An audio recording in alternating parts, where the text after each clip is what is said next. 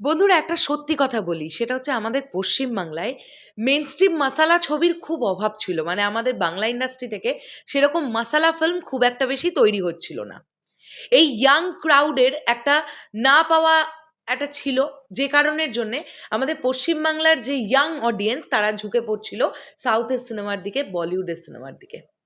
একটা বাংলা সিনেমার ট্রেলার এসেছে এবং যেটা অডিয়েন্সের এক্সপেকটেশনকে ফুলফিল করাতে পেরেছে। তোমরা ভিউজটা শুধু লক্ষ্য করো, জাস্ট আনবিলিভেবল ভিউজ দেখতে পাচ্ছি এসভিএফ এর ইউটিউব চ্যানেল থেকে। তুফানের ট্রেলারের ভিউজ জানো কত? আমি সেই দিকটাতে আসছি। একটা অনন্য রেকর্ড তৈরি হয়েছে, বাংলাদেশের তুলনায় ইন্ডিয়াতে ভিউজ বেশি হচ্ছে, এটা দেখতে পাচ্ছি। এবং মাত্র 2 ঘন্টার মধ্যে মেগাস্টার শাকিব খানের ফেসবুক পেজ থেকে 1 মিলিয়ন প্লাস, মানে 10 লাখ কেবলমাত্র ভিউজ 2 ঘন্টায় শাকিব ভাইয়ার ফেসবুক পেজ থেকে ভিউজ হয়েছে। যেখানে আমরা দেখতে পাচ্ছি 1,08,000-এর ওপর শুধু রিয়াকশন, শুধু লাইকস পড়েছে, রিয়াকশন পড়েছে।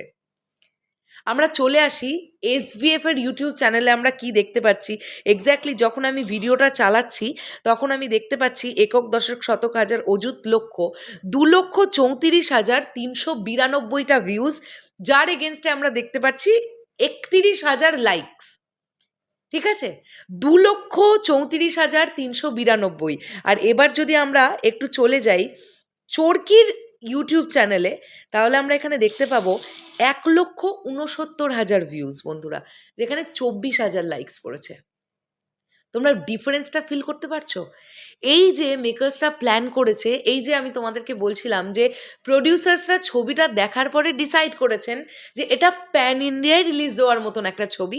এবার বুঝতে পারছো কেন এটা প্যান ইন্ডিয়ায় রিলিজ দেওয়ার মতন ছবি, কেন মেকার্সরা এটা চিন্তা ভাবনা করেছেন। ইন্ডিয়ায় এই ছবিটার কি পরিমাণ হাইপ তৈরি হচ্ছে তোমরা ফিল করতে পারছো ভিউজ দেখে? এ তো সবে শুরু। মানে মেগাস্টার শাকিব খান বিশ্বের দরবারে পৌঁছে গেছেন। শাকিব ভাইয়া আগের দিন প্রেস মিটে একটা কথা বলছিলেন না, যে প্রিয়তমা থেকে তিনি দেখেছেন জামাইকা মাল্টিপ্লেক্স হাউসফুল হতে, অস্ট্রেলিয়া, মালয়েশিয়া, কানাডা, নানান নানান জায়গায় হাউসফুল বোর্ড। রাজকুমারের ক্ষেত্রেও সেটা আমরা দেখেছি। বন্ধুরা এবারে ভারতে আমরা দেখতে চলেছি তুফানের সেই ক্রেজ, এবং আমি চাইবো ছবিটা ওয়ার্ল্ড ওয়াইড রিলিজ হোক।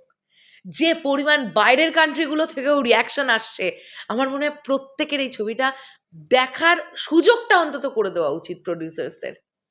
এত রাত্রিবেলা আমি ভিডিওটা আনলাম, শেষ করলাম।